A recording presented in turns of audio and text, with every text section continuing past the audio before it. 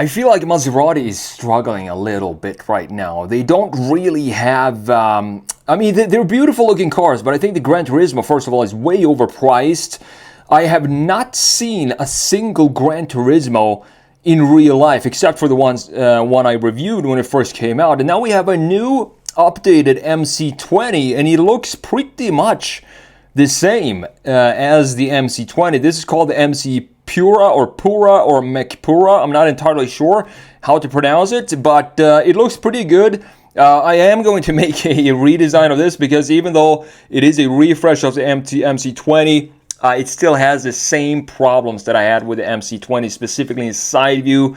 Gonna tweak it a little bit and show you exactly the small changes I'm gonna make to this design that I personally think totally transforms the overall vibe of this. So before we jump in and have a look at the differences here, what is actually new with this McPura or McPura compared to the MC20?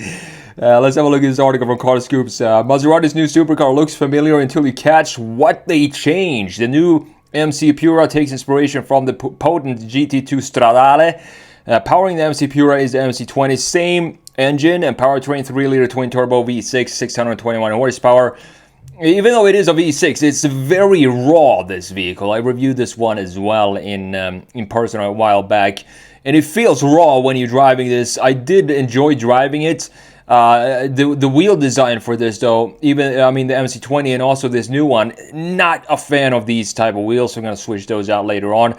You got several new colors has been added to the palette, but we don't have a pricing for this yet. If it's going to go in the same price curve as the MC20, you might not want to get this new. You want to wait about 6 months, a year, and get this for about 50% off. Just saying what happened with the MC20. Unfortunately, they're not holding their values very well. So Maserati designers have subtly reshaped the front grille and splitters. Some inspiration has been taken from the GT2 Stradale at the front as well as the rear. The rear end of the McPura has a more pronounced diffuser with elements that flow around the tailpipes. The rear spoiler has also been enlarged and new badges have been added. Maserati claims to spend thousands of hours refining the aerodynamics of this vehicle in the wind tunnel. And here you can see some of this new styling. I do like these graphics that we have on the side. However, the wheel design, I'm not a fan at all of these three, like a version of double 3-spoke designs. They just look weak. They don't suit this vehicle at all. Definitely want to. This would be the first thing that I would switch out in this vehicle. But the front end, to me, it looks very clean. We have a new, more chiseled front end in the lower section. I'm going to show you the differences in a minute here. We don't have any good interior pictures. That is because it is essentially the same interior as the MC20. They just changed out the badges and a little bit on the steering wheel, more Alcantara as well in this interior. The seats look great. The interior looks a little, for what you're paying for, for the new MC20, for example, interior just doesn't feel as premium as I would expect it to feel like at this price point.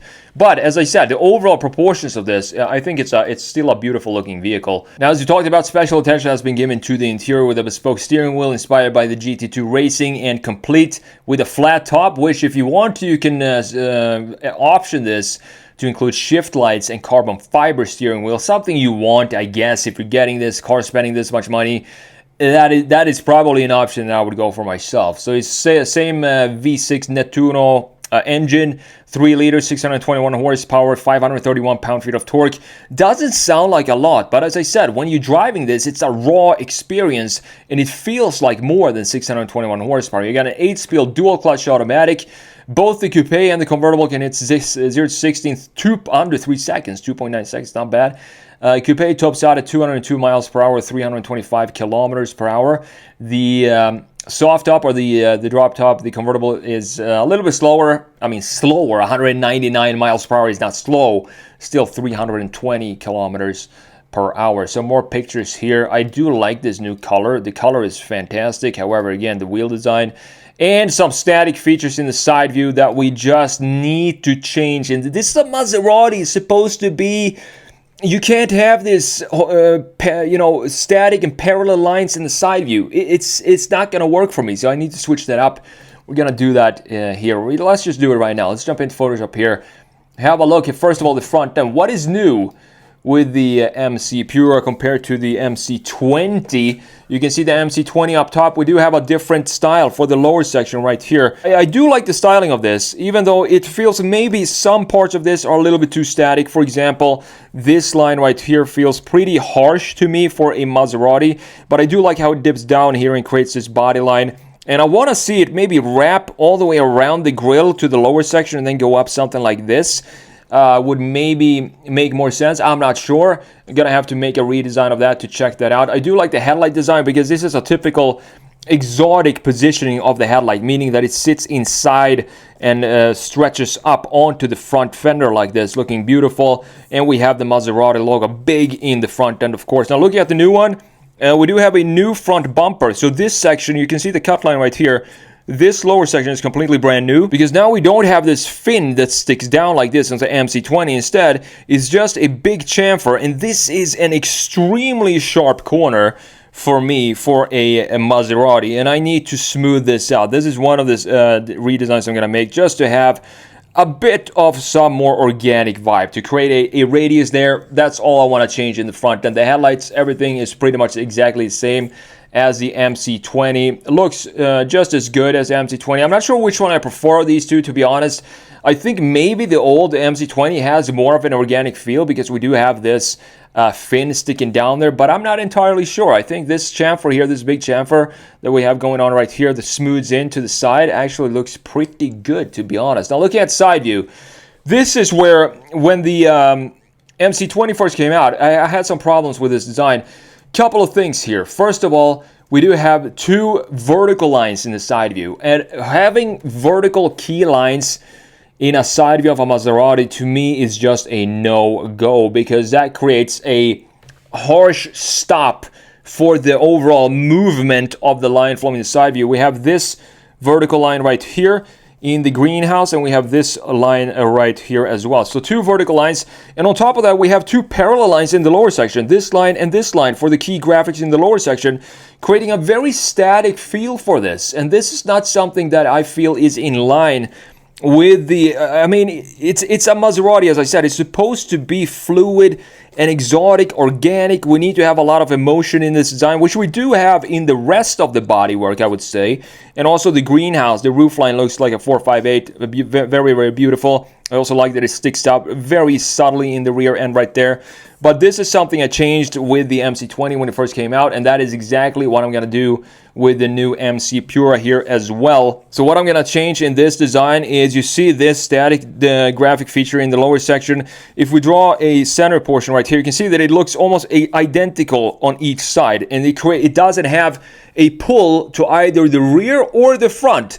And on top of that, in combination with these two vertical lines that we have right here, this portion of the vehicle right here in the middle, it feels way too static for me for an Italian supercar like this is. We need to do something about this. So what I'm going to do, simply, very simple, I'm going to add an angle for this area right here. So the greenhouse goes up in an angle like that. And in the lower section, what I'm going to do is go from thin in the front, so create something like this for the lower section. So this piece being body colored instead of being black. And last but not least, we talked about the front end and this very sharp corner that we have right here. We need to do something about this. Very subtle change. I'm going to just create a radius like we talked about in the front view when we compare the front views. Last but not least, these wheels, I'm not a fan of either the MC20 or these new wheels that we have down here. I feel like these are very weak looking wheels, and they're also too dark for me in the new version, so I want to have some silver, some sort of multi-spoke wheels to just slap on there and make it look beautiful. But the rest of the vehicle here, same, very nice, beautiful lines, exactly the same lines, of course, that we have in the MC20. They didn't change out the bodywork specifically for this vehicle, so we still have the same fluid motion that we have going on here. But let's just quickly do this redesign, and then let's come back and talk about the rear end design and also the interior, which, when I looked at the press photos of the new interior, Maserati should fire their press photographer, because you can't tell what's going on in the interior. The quality of the images are so dark, you can't see what's going on. So very interesting stuff there. But first of all, let's do the redesign.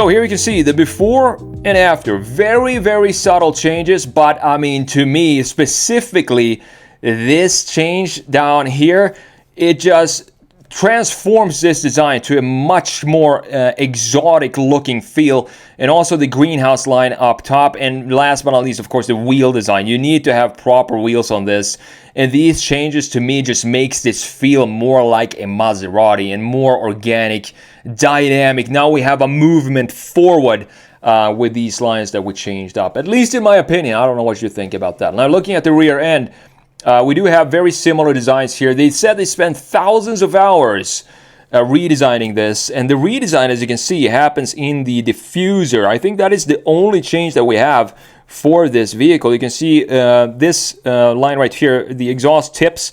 We have some interesting features going around the exhaust tip now, and also going up here, and this is gloss black. I think the MC20 is actually carbon fiber here. You can probably spec the new McPura with the carbon fiber as well. I'm sure I'm mispronouncing this name, but I don't really care.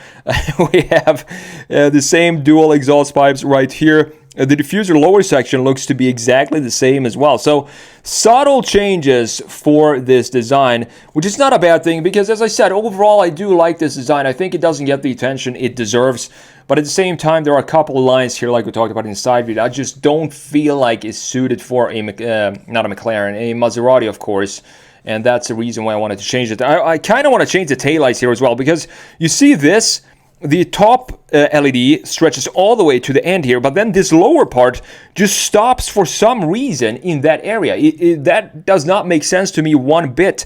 So what I want to do here is pretty much just extend this LED in the lower section, and maybe even have it connect in this end right here. So we have a connection between the two key graphics, and also a thicker point of LED in one end point right here, and also create a bit of a radius for this design for the LEDs. Something like that I think looks a little bit better, but again, that is just my personal take on this. Instead of having it two lines that don't seem to have any sort of connection to each other, and the length is not even connected either. Very, very strange design for the taillight units and the internal pieces. And this is what I'm talking about. I mean, this press photo down low for the new McPura is you can't see what's going on here, and it's all orange. Looks like it's sitting on Mars or something like that, but the thing is, it's not big difference from the current MC20, as you can see up top. And the integration of this infotainment screen in a car in this price range, I mean, come on, you need to put a little bit more effort to integrate this into the dash. This looks like an Amazon aftermarket, Apple CarPlay piece that someone just installed in their garage. Not good when it comes to that, but I do like the integration of the gauge cluster right here. The steering wheel looks great as well, with a few buttons on it. Launch there, and then you have start stop button right there. Some buttons in the center console as well. I do believe, if I'm not mistaken, everything with the climate settings still integrated in this weird position of this screen right here. Very simplistic interiors. It reminds me a little bit of McLaren's interiors, but I think McLaren is doing it better because they integrate their screens a little bit better than this. So overall, subtle changes from Maserati for the McPura. I do like this design overall, but there has to be some changes to the side view when it comes to the line flow, and that is pretty much the only thing I personally would like to change on the McPura.